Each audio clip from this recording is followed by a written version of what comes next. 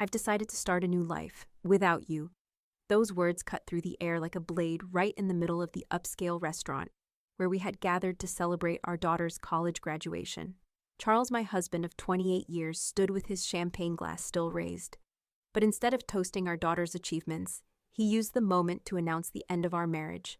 In front of 50 guests, I didn't cry, I didn't scream, I just smiled and gently placed an envelope beside his plate. In that moment, every eye turned to me, expecting a meltdown. But what he didn't know was that I had been preparing for this moment for months. My name is Elena Whitmore. I'm 54 years old.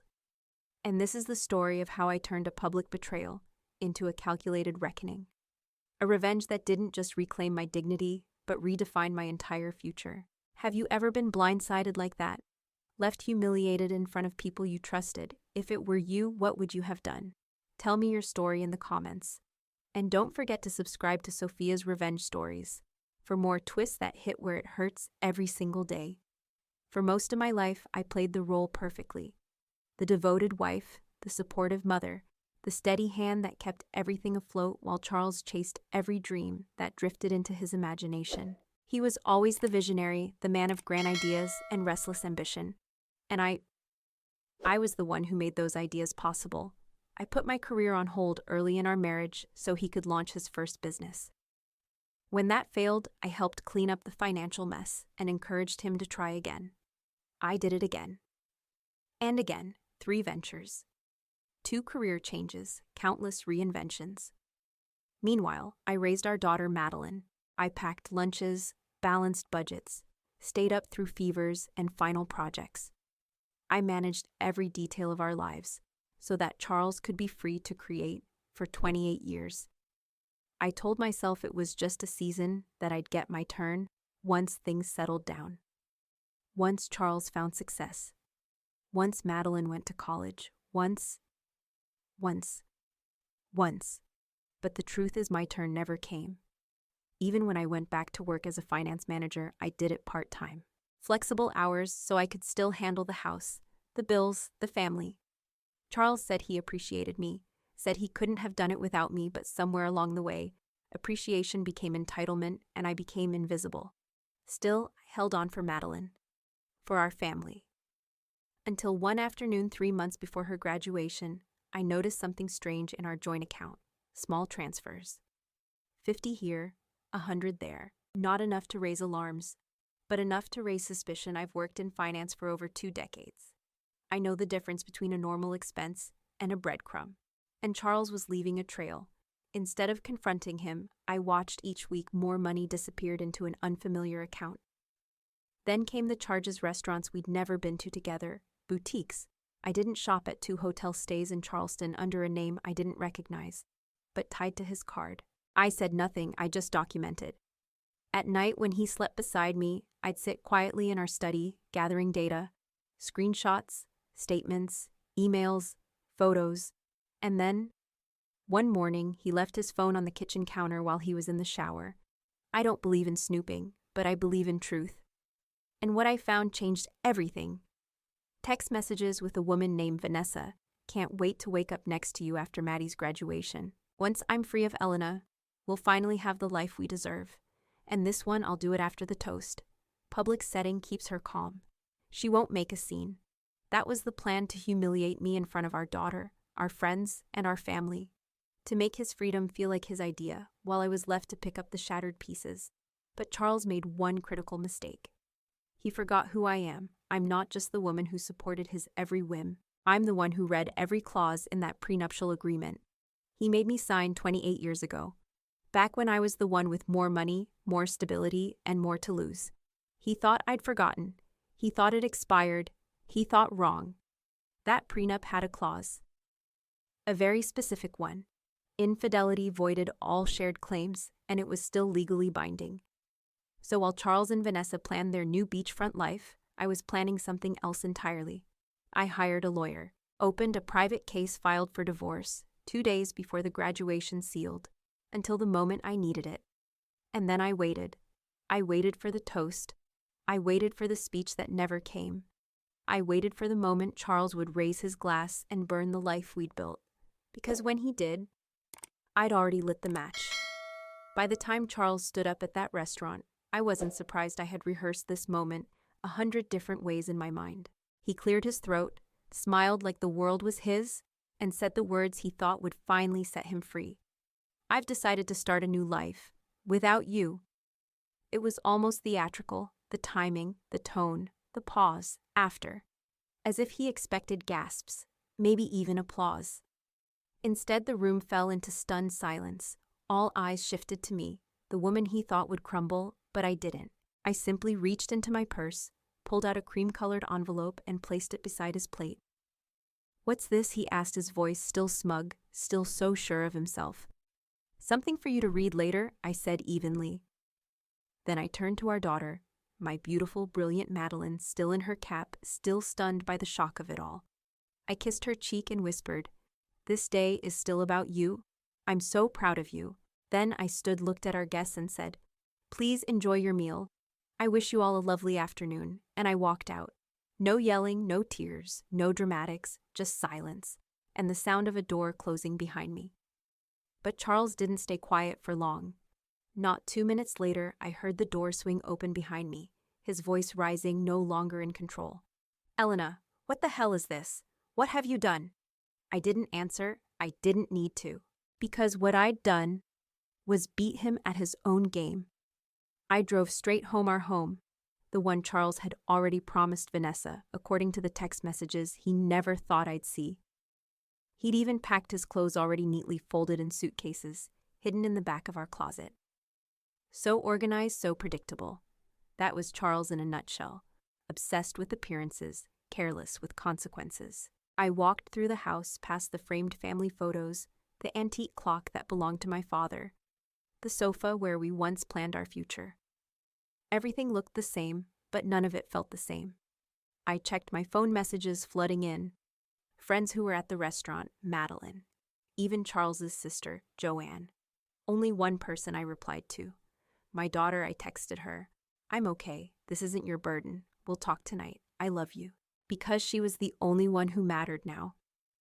Later that evening, Charles came home like a storm slamming doors, calling my name like I owed him an explanation. I was sitting in the living room, documents open on my laptop. He barged in, waving the envelope. "You served me divorce papers today. At our daughter's graduation, I thought it matched the occasion." I said calmly, "You wanted a fresh start. I'm just helping facilitate it. You had no right to do this." "I had every right," I said, not rising from my chair. "Just like you had the right to choose Vanessa." He laughed. Then this bitter, arrogant laugh. "The prenup expired years ago, Elena. You won't get far with this." I finally looked up at him, smiled. "Actually, it didn't." Section 12, I said. "Infidelity clause remains valid for the duration of the marriage." His face, it was like watching someone realize the ground under them isn't solid anymore. "You didn't even consult a lawyer, did you?" I added. "Probably too busy touring beach houses." And then came the real blow. I picked up my phone, opened the voice recorder, and played back the audio I'd saved weeks ago. Charles's voice. "After the graduation, I'll tell her it's over. A public setting is better. She won't make a scene." Vanessa's voice. "And she has no idea about the money." Charles again. "None, Elena. Trusts me completely. That's her weakness." He turned white. "You recorded our conversations." "In Georgia, I said only one party needs to consent to a recording. And I was that party in my own home. I didn't record your private moments with her." I added, "I'm not cruel. Just thorough." He stood there, silent, defeated. The envelope still clutched in his hand like a weapon that had backfired, and I just closed my laptop, picked up my overnight bag. "I'll be staying at Joanne's tonight," I said. "You have until tomorrow evening to collect your things." After that, the locks change. He stood there, frozen. Charles Whitmore, the man who always had a backup plan, was now out of moves. I picked up my purse, walked toward the door. His voice followed me. "Elena? What about Madeline? Have you even thought about how this will affect her?" I paused. Not because I was uncertain, but because the anger I'd buried for months finally pushed through. "Don't you dare use our daughter as a shield, Charles. You weren't thinking about her when you were planning your beachfront fantasy with Vanessa." He He opened his mouth to speak, then stopped, because what excuse could possibly fit? I walked out, closed the door behind me, and drove across town to Joanne's. She lived in a modest bungalow filled with books and light, the kind of place that smelled like lavender and old paperbacks. She hugged me the second I stepped in. "I just heard from Madeline," she said softly. "Are you okay?" I nodded, even though I wasn't, but I was done pretending I was. We sat in her sunroom with a bottle of wine already open. "I never thought Charles would make such a scene," Joanne muttered, announcing it in front of everyone. "Has he completely lost his mind?" "No," I replied, swirling my glass. "It was planned. A public rejection, so I couldn't fight back. He wanted me silent and humiliated." She stared at me, stunned. "And what was in that envelope?" she asked. I told her. Everything: the affair, the money, the prenup clause that would strip him of everything he thought he was walking away with. Joanne leaned back in her chair, a slow grin forming. "Oh, the irony," she said. "I remember when he insisted on that prenup. He'd just gotten that investment from your father and was worried you would take his money." She shook her head, laughing bitterly. "Guess that worked out well for him." My phone rang. Madeline. I took a breath and answered. "Mom," she said immediately, voice tight. "I'm coming over to Aunt Joanne's." "Honey, you don't need, I'm already on my way." She cut me off. "Dad's telling everyone you've lost your mind, that you planned this whole thing. He's saying awful things." Of course he was. Charles was always the hero in his own version of the story. "Let him talk," I said quietly. "The truth will rise on its own." 20 minutes later, she arrived, still in her graduation dress, makeup smudged, eyes full of heartbreak and fury. She walked in without a word and collapsed into my arms like she used to do as a child after a bad dream. "Why didn't you tell me?" she asked, her voice muffled against my shoulder. "Because I didn't want to ruin your final semester," I whispered. "You worked too hard for this day," she pulled back, wiping her tears. "Well, Dad took care of ruining it anyway." We moved into the living room. I told her everything, no more hiding. How I'd discovered the affair. How long it had been going on. The money, the plans, the betrayal. Madeline sat in stunned silence, then finally said, "I knew something was wrong. He's been distant, secretive. But I never imagined this." "No one ever does," Joanne said gently. "Not until it's too late." My phone buzzed again, a text from my attorney. "Peter Lang, emergency filing approved. Accounts frozen." I showed it to them. Madeline's jaw tightened. "Good," she said coldly. "He deserves every ounce of this." I looked at her, my daughter, my pride, and reminded her gently, "He's still your father. Your relationship with him is separate from this. You don't owe me sides." But she shook her head. "He hugged me this morning and told me how proud he was. And the whole time, he was planning to blow up our family." The doorbell rang. Joanne answered. When she came back, her face said it all. "It's Charles," she said. "And he's not alone." I closed my eyes for just a second, then stood. Joanne led them in. Charles and Vanessa. She looked uncomfortable. He looked furious. "Elena," he snapped, "you need to stop this insanity, unfreeze the accounts, let's talk like adults." Madeline stood up slowly, deliberately, and stepped in front of me. "Maybe you should have acted like an adult before detonating our family at my graduation lunch." Charles froze. It was the first time she'd spoken to him since he made his announcement. "This doesn't involve you," he said. Recovering, Madeline's voice cracked like thunder. "Oh, it involves me. You stole from us, lied to us. And you used my day, my moment, to make a spectacle of your ego." Even Vanessa looked horrified. I thought you were going to talk to her privately," she muttered. Charles glared at her. Cracks were forming. Fast, Joanne folded her arms. "I think you two should leave." Charles turned to me. "This isn't over, Elena." I met his eyes. "You're right, it's just beginning." By the time Charles and Vanessa walked out of Joanne's living room, they were no longer a united front. Vanessa avoided his eyes. Charles was fuming. And Madeline stood beside me, not just as a daughter, but as a witness to who he really was, to what he had done. And now, it was time to finish what I'd started. The next morning, I met with my attorney, Peter Lang, in his office overlooking downtown Savannah. The emergency freeze was only the first step. "Are you sure you want to move this fast?" he asked. "I've waited 28 years, I replied. "This is slow," he smiled, understanding. We reviewed everything again, the prenup, the financial records, the voice recordings, the text messages. Meticulous, chronological, unshakable. Peter was impressed. I've seen CEOs less organized during corporate lawsuits. He said you could have been a forensic accountant. I still might, I answered, because for the first time in decades, my future was finally mine to define. Back at the house, I gathered all of Charles's remaining belongings, not out of spite, but for closure. Suits, watches, books. Even the leather notebook where he sketched out his dream vacation home with Vanessa. The same home he thought he'd fund using our joint account. I placed everything in the foyer, texted him, "Your things are ready for pickup." After tonight the locks change. I got no reply, but I knew he read it. That night while Madeline stayed with Joanne, I stood alone in the house we once built together. And didn't feel regret. Didn't feel fear. Only freedom. 2 days later, the preliminary hearing arrived.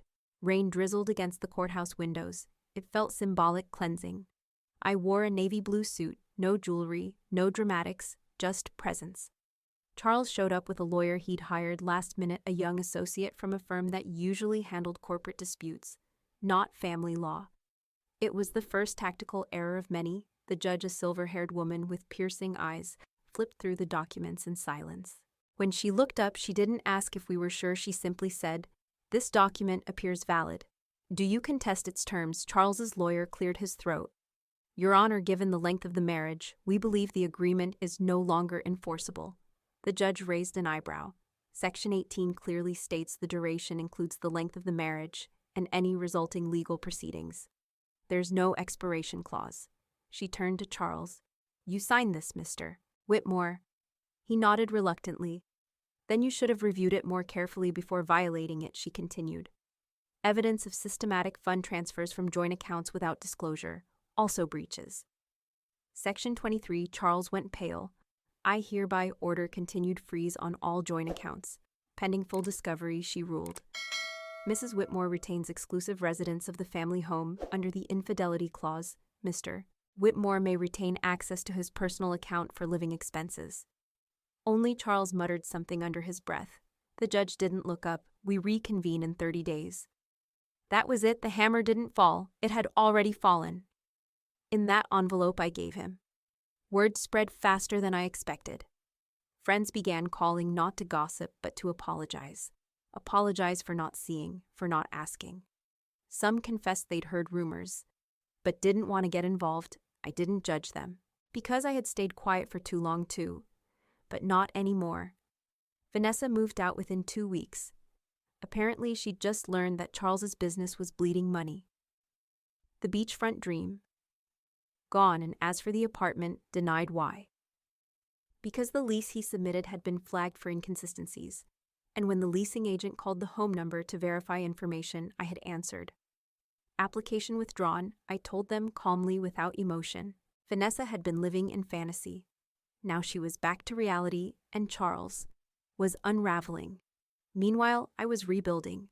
I leased a small office downtown, bought a second-hand desk, painted the walls myself, and I opened Whitmore Financial Transitions, a consulting firm for women navigating divorce loss or major life changes.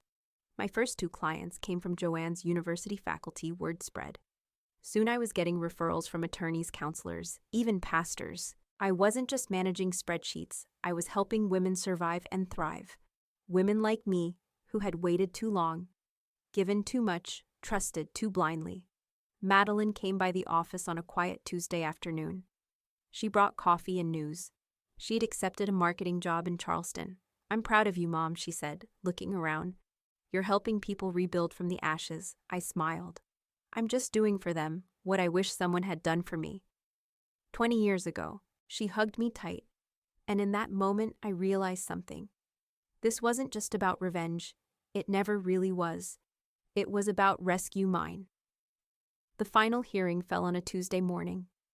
Clouds lingered over Savannah like the weight of a story about to end.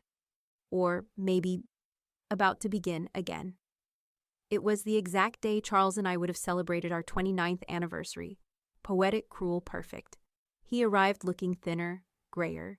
Gone was the confident man who used to enter rooms like he owned them. Now he just looked tired. His lawyer, still the same corporate associate, shuffled papers nervously beside him. Meanwhile, I sat with Peter Lang, composed in a soft charcoal suit, feeling calm in a way I hadn't in years. The judge wasted no time. She reviewed the updated financial records, confirmed the prenup's continued enforceability, and acknowledged the documented breaches. Then she spoke words I will never forget. This court upholds the terms of the original prenuptial agreement in full.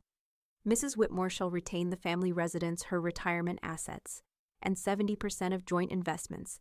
Mr. Whitmore will retain personal possessions and the contents of his private account. It was done. No drama, no appeals, just a clean legal conclusion to 28 years of erosion.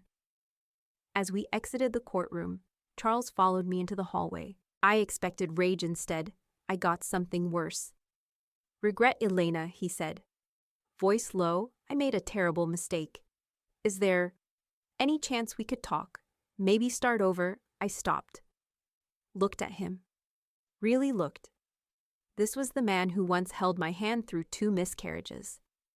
Who stayed up with me when Madeline had a fever of 103. Who used to bring home sunflowers because he knew they made me smile. But this was also the man who moved money behind my back. Who planned a public betrayal. Who replaced 3 decades of partnership with 1 year of lies. So I gave him the truth. "No, Charles. That door is closed." His shoulders slumped. "I understand," he whispered. And for once, I believed him. In the months that followed, the fallout rippled across our old social circles. Some people stayed silent, others called me, offering sympathy, admiration, even apologies. Apparently, Charles's version of the story hadn't held up long, especially once Vanessa left. Joanne called me 2 weeks after the final ruling. "You'll love this," she said, trying not to laugh. Vanessa moved out, told her friend she didn't sign up to date a man with bad credit and no beach house. I didn't laugh. Not because it wasn't funny, but because it was so predictable. Charles had always built illusions better than he built futures. Now the illusion had cracked, and he was left standing in the rubble. Meanwhile, I kept building. Whitmore Financial Transitions had grown faster than I anticipated. I moved into a larger space, hired 2 associates, both women who'd been through hell and clawed their way back. We didn't just give clients spreadsheets, we gave them stability. Hope, a way forward. Madeline visited often, usually on weekends. Sometimes she'd sit in on sessions watching me work. One afternoon, she looked around the office and said, "You know what's ironic? If Dad had just been honest, he might have walked away with half." I smiled softly. "Sometimes people can't see past their own entitlement," I said. "And they end up giving away everything, just to chase something that was never real." 6 months after the divorce, I hosted a quiet dinner at my new home. Joanne brought wine. Madeline brought her new boyfriend. My staff brought laughter and stories from clients we'd helped. We sat outside under string lights, the warm Georgia breeze blowing through the trees, and for the first time in a long time, I felt whole. Not because I had won, but because I had chosen not to lose myself. Charles had taken enough from me. I wasn't about to let him keep my peace too. Later that night, I sat alone on the back porch, watching the stars. Madeline came out and handed me a photo. It was from her graduation, the one moment we'd salvaged from that awful day, me kissing her cheek.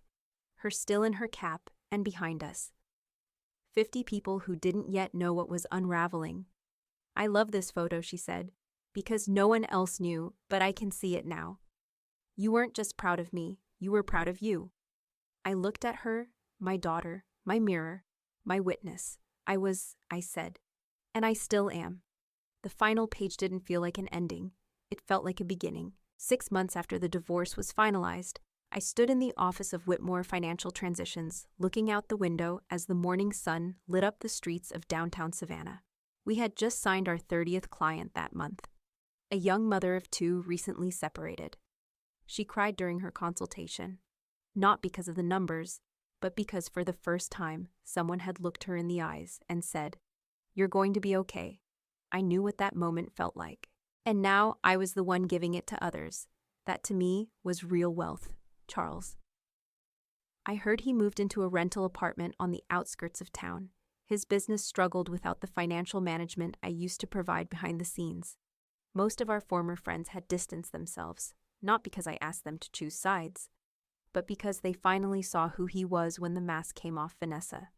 She resurfaced briefly, dating a real estate investor from Savannah. Someone else's illusion. Now, I didn't hate either of them. Hating would still mean carrying their names in my mouth, and I had far better things to speak into existence, like balance, like purpose, like self. Madeline calls me every Sunday. We talk about her work, her new relationship, her future. She's thriving. And I like to believe part of that strength came from watching her mother rise from the wreckage without bitterness, just clarity, just grace. One day she asked me, "Mom, do you ever wish it had all gone differently?" I paused, thought about it. No, I told her. Because if he hadn't betrayed me, I might have never rescued myself. She didn't say anything, just nodded slowly, the way you do when something lands deeper than words. Here's what I know now. Sometimes the most brutal betrayals are what finally set you free. Not because pain is necessary, but because truth is. And when someone shows you who they are, believe them. Then, choose you. Because in the end, it wasn't the prenup that saved me, or the recordings, or the freeze on the accounts. It was the moment I stopped waiting to be chosen, and chose myself. That was the beginning of everything. What did you think of this story? If you were in Elena's shoes, would you have done the same? Let me know in the comments, and don't forget to subscribe to Sophia's Revenge Stories for more true karma tales every single day.